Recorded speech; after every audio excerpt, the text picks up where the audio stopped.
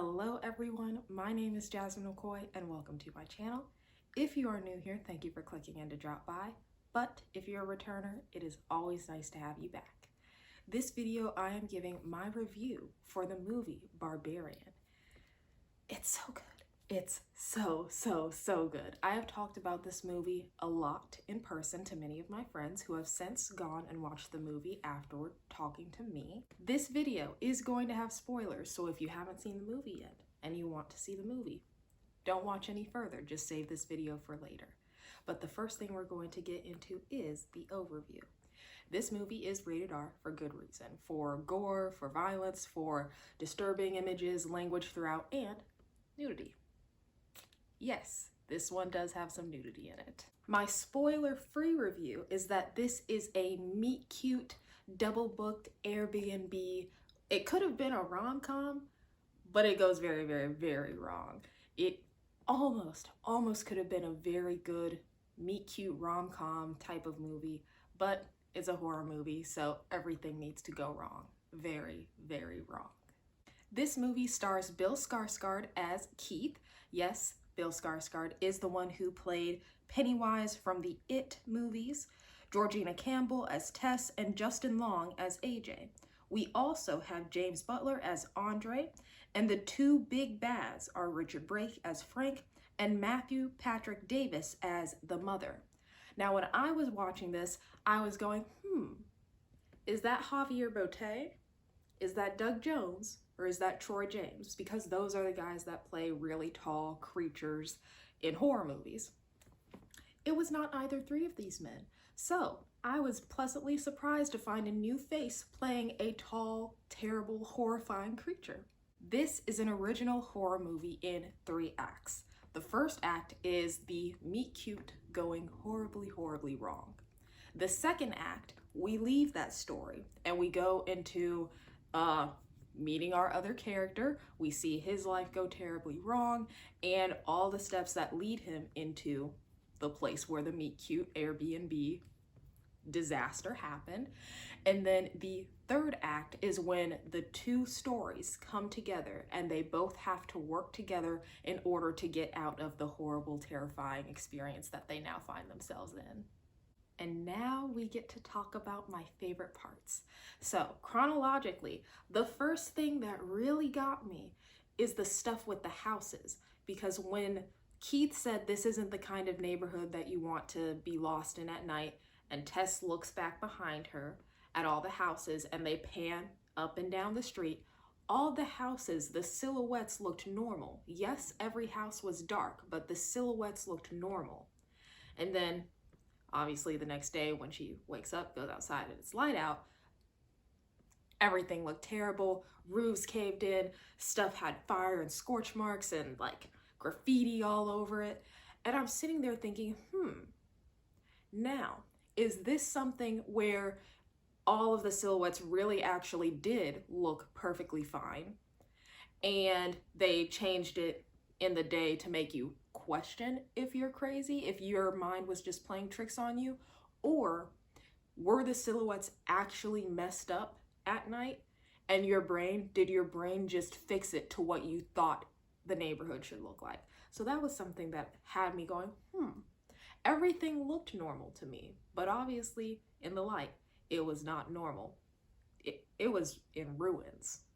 I also really liked how they drew you in that maybe Keith is the bad guy, especially since Bill Skarsgård played, Pennywise the clown.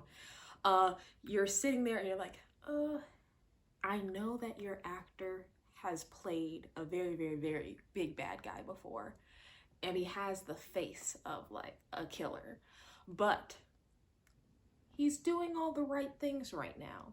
He's telling her his name. He's showing his confirmation for the Airbnb. He's saying, I saw that you didn't take the tea, probably because you thought I slipped something in there. I promise you, I'm a good person. So I have a bottle of wine. I haven't opened it. I just want you to see it. That way you know I'm a good person. It's like, you got me. You got me there because I don't trust you. I do not trust you because I know who your actor has played before. But then slowly I started being like, ooh, you're a good guy, but why do you have night terrors? We never came back to that. But that was just a distractor because he isn't even the real villain. So that had me, I was like, you did a good job. You did a good job there. And my favorite part of the first act, when Tess goes down into the basement and then down to the stairs, and he comes out of the darkness crawling, saying something bit him, saying, no, no, no, we can't go that way, we can't go back, something bit me. It's like, we are in a hallway. You're crawling from that direction, saying something bit you. I'm saying we need to go this way, and you're saying we can't go this way. That doesn't make any sense. It's a hallway. There's only one way to go. And then when the mother comes lumbering out of the darkness, she wasn't even running. She was barely slow, but she comes lumbering out of the darkness, and she took his head and she smashed it right up against the wall. And it's like, oh my God, Bill Skarsgård, no! I was distraught. I was very, very confused. It's like, why would you get such a large actor, and especially in the horror realm, why would you get such a large actor just to kill him off in 15 minutes? It felt a little, it was sad. It was sad for me, but it was a very good scene, very well shot. Another one of the things very important to me is second act, we are introduced to AJ. AJ has the rape allegations brought up against him, and when they told him, he couldn't really say anything for a good moment about how this is untrue. And then eventually he's like, oh wait, I do need to say that I did not do these things that they're saying I did. And I was like, it's taking you a while to get there. Why? I don't trust you. And then eventually he goes, and after all that happens, after he goes to the Airbnb that he had listed and double booked from the beginning, and he's trying to now sell because he doesn't have any money, because, well, that's what happens when you have those kinds of allegations brought against you. No one wants to work with you or hire you. And he goes out to the bar with that friend, and the friend says, you can tell me what happened, and he confessed. And I was like, oh, okay, my thoughts were right, my intuition was right. Now, as a character, I am preying on your downfall. I am. I'm sorry. That's just the way it works with me. So hearing him confess that he manipulated and coerced, because that is not consent, that is not enthusiastic consent, that he manipulated and coerced his co-star into having relations with him, I was like, okay, now I feel okay just letting all my thoughts, because I knew my thoughts were right. I knew I couldn't trust you. Now I'm perfectly fine, perfectly validated, and preying on your downfall. This is something that had everyone in my movie theater just absolutely laughing. So, as I said, AJ is trying to now sell the Airbnb. He goes downstairs, he sees all the weird stuff, the hallway, the room, and he's like, oh my God, the room, that has the bloody handprint, the camera, the bucket, and the bed. He sees all that and he's like, oh my God, I can add this to the square footage. And we're all just laughing because the way in which he got himself into the horrible, terrible situation was completely plausible, because he literally walked himself into it.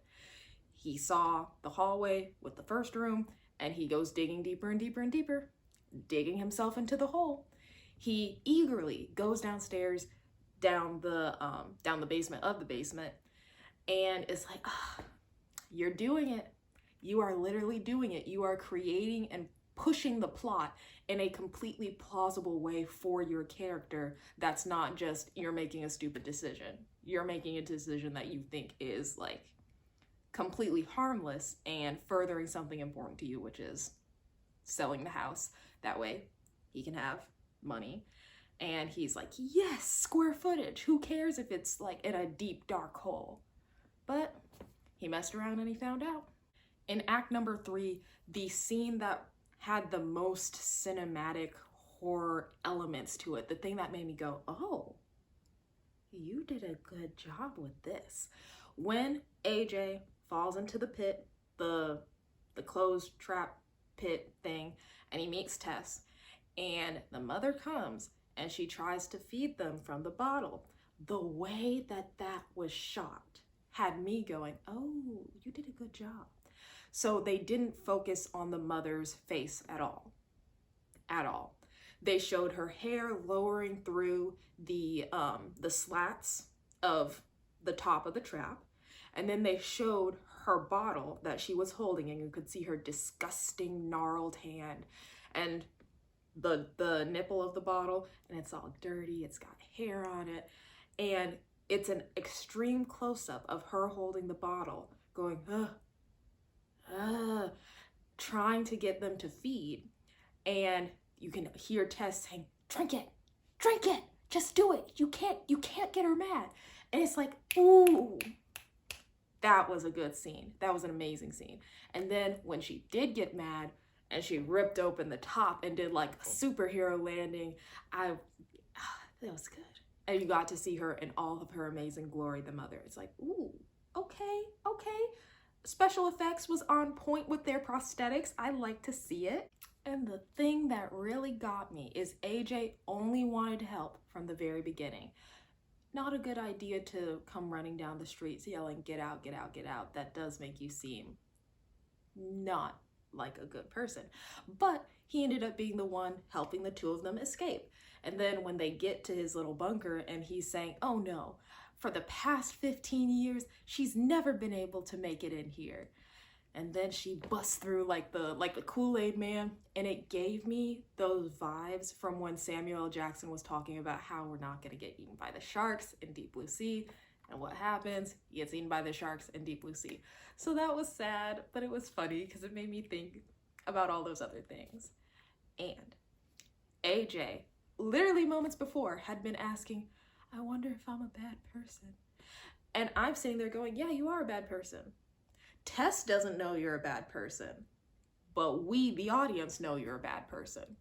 Just because you're in this bad situation where the mother is hunting you does not absolve you from the allegations that you have confessed to. That's how I see it. But then he goes up to the top of the silo, he throws Tess off of it to save his own skin. And it's like, oh my God. After you shot her, you really are a bad person. And then when he came, obviously the mother, she does try to catch Tess and ends up like almost looking like she was dead for a second time. So he goes down, he's like, oh my God, Tess, I'm so sorry. I'm so sorry. And she's like, what happened? He goes, you slipped. You were almost, you were at the edge and I tried to help you. Lies, nothing but lies. And then my favorite part, the mother wakes up. A mother's love is unconditional. She knew that he was bad. She ripped his head apart and I was like, yes, we love to see it. So that was my favorite part of the movie, my most favorite part of the movie. And then the other thing that really got me is the mother still trying to pick up Tess, take her back to the home because that is her baby. And then when Tess takes the gun, zero reaction because she's never even seen a gun because she's been living in that basement for forever. Whew. That was bad. That was really, really bad. And then Tess ends up shooting the mother, living. We love that. Final girl. We love a final girl. And the credits had Be My Baby by the Ronettes, so I'm over there jamming because that was a great choice on their end. At the beginning, I mentioned that there were two big bads, the mother and Frank. Frank is the one who started all of this. He was a man living in the 60s, 70s, whatever age this was, and he would abduct women, kidnap them, bring them to his basement, rape them, force them to have children, and he did this with multiple women. And he would also rape and have children with the children. So you also have incest happening there. But my thing is that AJ is also a villain. And he is the same kind of villain that Frank is. Yes, they're two vastly different people, but they've both committed the same crime of raping another person. Granted, they've done it in vastly different amount of times, but they're both what's the word? They're both guilty of the same crime. They've just carried it out in very different ways. AJ has done it by sexual coercion, manipulation, abuse of power, versus Frank, who did it by physically kidnapping, forcing all of those women into those situations in his basement. So I was like, ooh, these two men are both a part of the pyramid of patriarchy, sexual assault, and rape culture. They fall into the same pyramid. That's how I see it. So when AJ found Frank in that room in the basement, and he was looking at the video of one of his recordings, and he was absolutely horrified, it's like, you're seeing exactly what it is that you have done to another person. It's disgusting, isn't it? Ironic. Very ironic. But this was a great movie. This was an amazing movie. I absolutely loved it. Original horror has been doing great this year. And I'm going to enjoy watching many, many more horror movies this spooky season. So if you have any suggestions, you can put them in the comments, and I look forward to seeing you in the next video. Bye.